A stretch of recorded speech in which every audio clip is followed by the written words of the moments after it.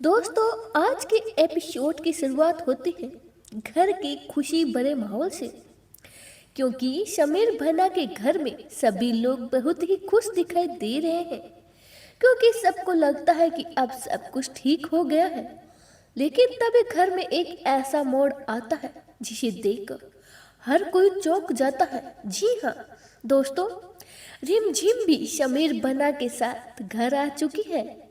जैसे ही सब लोग उसे देखते हैं, घर का माहौल थोड़ा बदल जाता है। तभी समीर बना सबके सामने साफ शब्दों में कहते हैं कि रिमझिम आज से यही रहेगी। समीर बना की यह बात सुनकर सब लोग एक दूसरे का चेहरा देखने लगते हैं। तभी भुआ बड़े ही चालाकी से बात को घुमाते हुए कहती है, आज का खाना खाकर रिमझिम गर्ल्स हॉस्टल चली जाएगी। लेकिन तभी रिमझिम सबको चौंकाते हुए जवाब देती है। वह कहती है, मुझ पर किसी का कोई एहसान नहीं है कि मैं यहाँ किसी के कहने पर रहूं या जाऊं। मैं यहाँ अपने भाई की रक्षा कवच बनकर आई हूँ और मेरे भाई ने खुद कहा है कि मैं जब तक चाहूं यहाँ रह सकती हूँ। इसीलिए मुझे यहाँ से जाने के लिए कोई रोक नहीं सकता और न ही कोई कह सकता है। रिमझिम की ये बातें सुनकर सभी लोग चुप हो जाते हैं। तभी समीर भना भी रिमझिम का साथ देते हुए कहते हैं, जी हाँ आपकी मर्जी, आप जितने दिन चाहे यहाँ रह सकते हैं। ये सुनकर भुआ और अमाया दोनों के चेहरे पर गुस्सा साफ दिखाई देता है। इसके बाद रिमझिम अपने कमरे की तरफ चली जाती है और तभी एक ऐसा पल आता है जो कहानी में नया मोड़ ले आता है।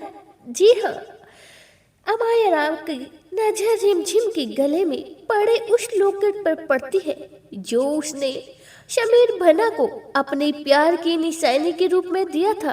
तभी अमाया गुस्से में समीर भना से पूछती है, मेरे प्यार की निशानी ये लॉकेट रिमझिम के पास क्या कर रहा है?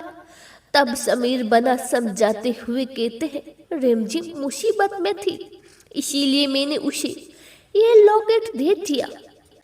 मुझे भरोसा था कि अगर मैं उसके पास रहूंगा या न, वह सुरक्षित तो रहेगी। लेकिन अमाया को यह बात बिल्कुल भी पसंद नहीं आती है।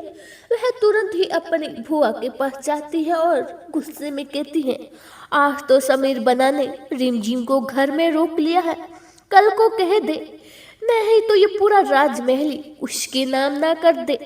तभी भुआ माँ उसे दिलासा देते हुए कहती है, तुम चिंता मत करो, बहुत ही जल्द मैं तुम्हारी शादी समीर बना के साथ करवा दूंगी। फिर चाहे रिमझिम पूरी जिंदगी यहाँ रहे, उससे कोई क्या फर्क पड़ेगा। यह सुनकर अमाया खुश हो जाती है और भुआ माँ के गले लग जाती है। लेकिन तभी कहानी में एक और रहस्यमय पल आता है।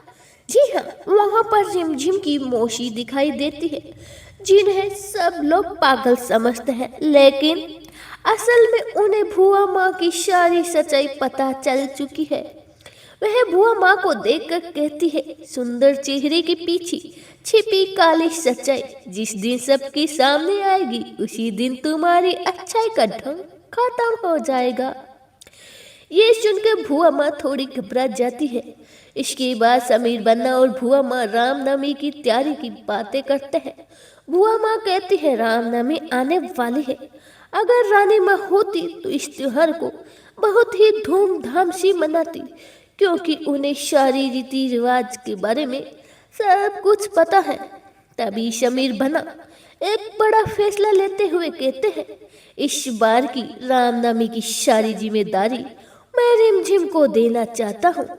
यह सुनते ही अमाया का गुस्से से भड़क उठती है और कहती है, क्या मैं यह जिम्मेदारी नहीं निभा सकती?